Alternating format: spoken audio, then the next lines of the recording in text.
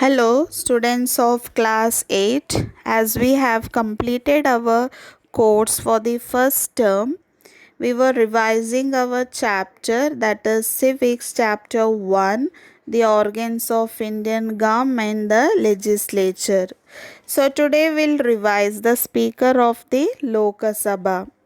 So, students, the Speaker of the Lok Sabha is elected from among the members of Lok Sabha, and he or she presides over its sittings.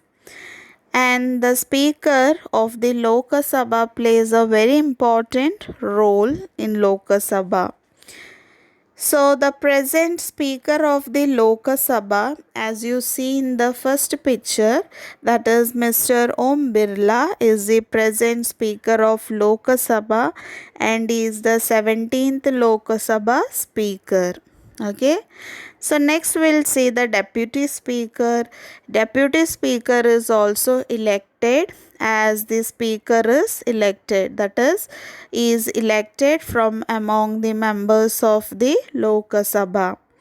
And the Deputy Speaker, he in the absence of Speaker, he will do the duties of Speaker. Okay. So here in the second picture you can see the Deputy Speaker of Lok Sabha, that is Thambidore. So next we'll see powers and functions and role of the Speaker. The Speaker regulates the procedures and debates in the House. He or she decides whether a bill is a money bill or a ordinary bill. Next, to maintain order in the House, he or she may name a member for suspicion, or in case of grave disorder, he may adjourn the House also. Okay, so if the House is not maintained well, silence, then the Speaker can adjourn the House. Okay, postpone to the other day.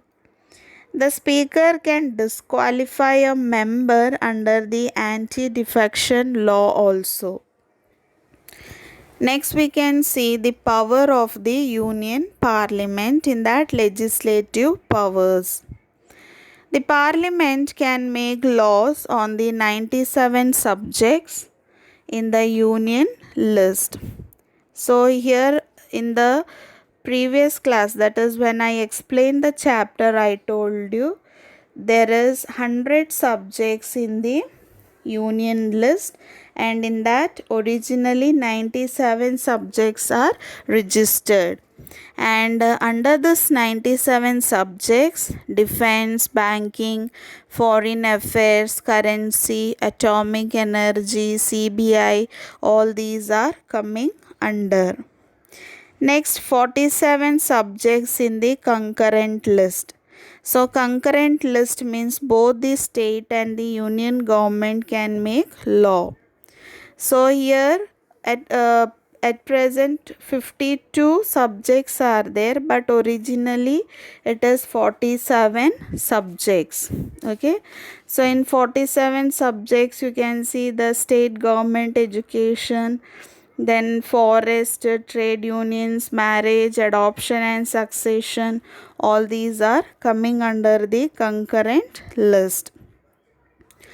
So here you can see on a subject in the concurrent list, both the parliament and the state can make laws, but the law of the parliament supersedes the law the state legislature. So this establishes the superiority of the parliament over the state legislature.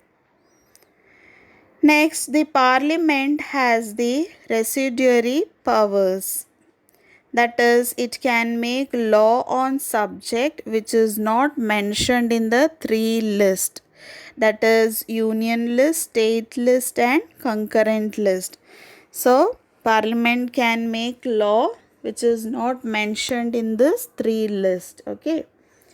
Third is that during the recess of the parliament, the president may issue an ordinance.